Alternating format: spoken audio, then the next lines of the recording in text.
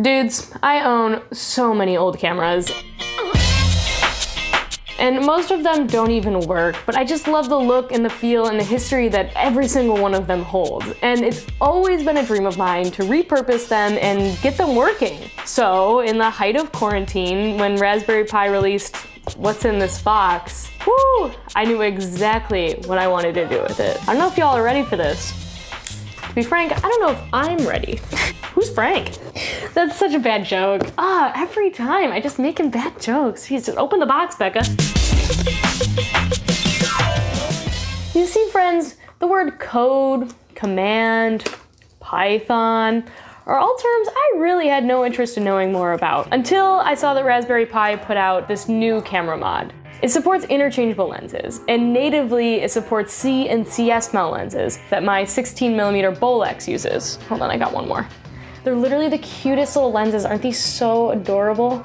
Dudes, thousands of camera systems exist. So I'm gonna take some old parts and some new parts, and I'm gonna finally learn how to code, and I'm gonna build a camera that's completely my own. We're building the Becca Cam. Buckle up.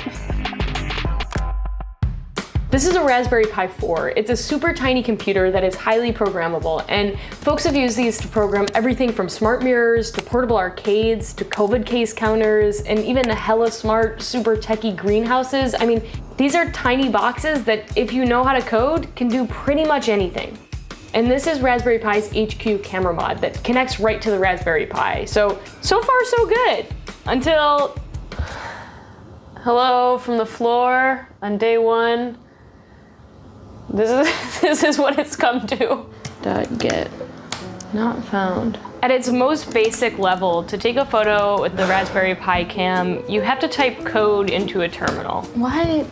See, the Raspberry Pi Cam uses a coding language called Python, and honestly, wait, it's not even about the coding language. It's about the fact that I don't know any coding languages. Oh my god.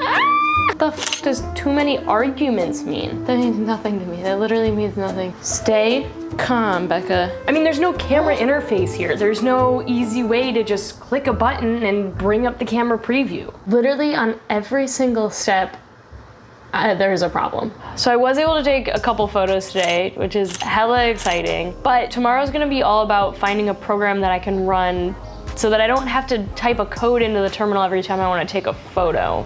Basically, I don't want to have to carry a keyboard around when I'm using this camera, and I have this 3.5-inch touchscreen that I'd really like to be using instead. So, day 2, baby, day 2. Oh God, I need help.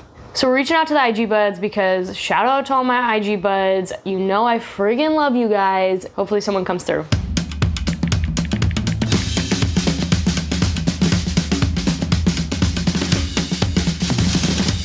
Okay, while we wait for the buds to get back to us on what code I should be writing into my Pi, I want to get the button set up that's going to become our shutter button. So a little bit of hardware, thank God. Let's do it.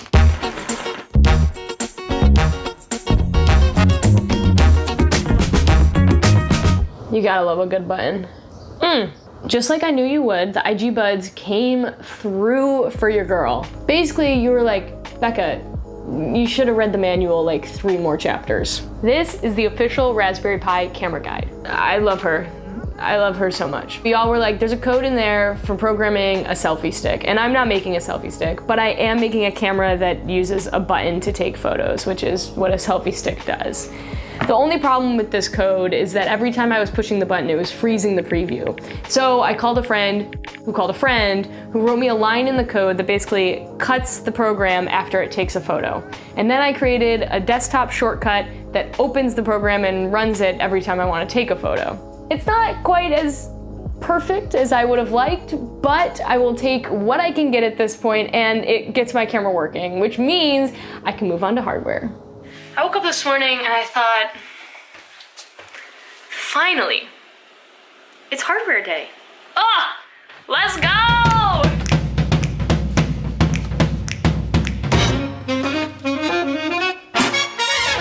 Okay, buds, today we say goodbye to the NK700 and hello to Becca Cam.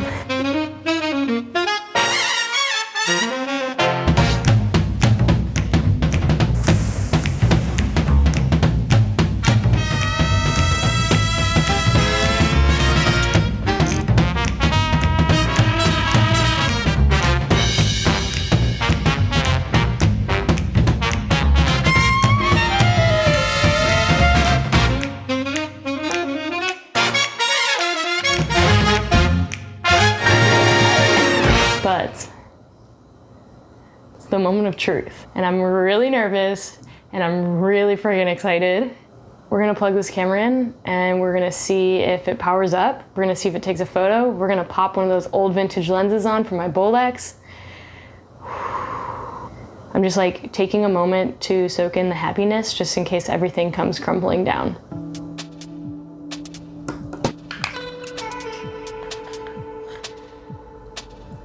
All right, dudes, here we go.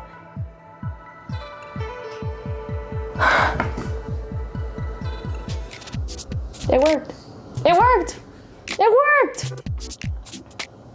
I just built a freaking camera. Tomorrow we shoot. To take a photo on the Bekacam, you need to open Thony, which runs Python scripts. There, I've already preloaded the script for the selfie stick. You run that program, it opens up a preview of what the camera is seeing where you can focus and frame up before hitting the shutter button to take a photo. It then quits the program and saves the photo.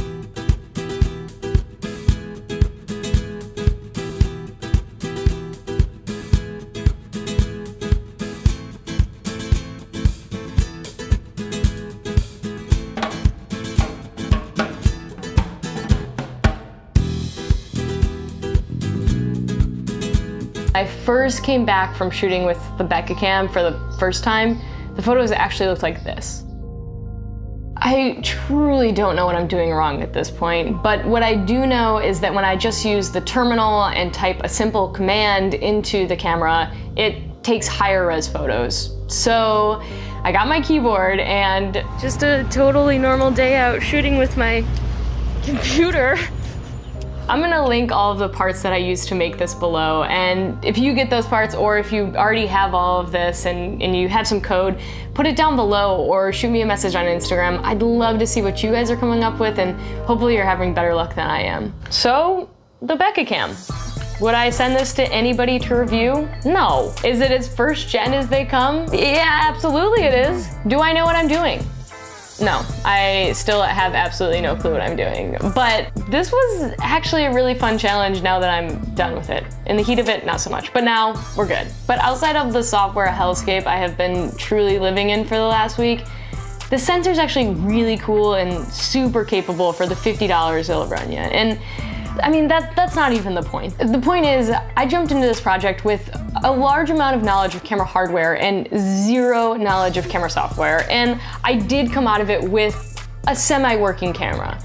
But I now appreciate all other already built cameras so much more, and I cannot wait to use a camera that doesn't require a keyboard. Oh yeah, and buds, welcome to Full Frame.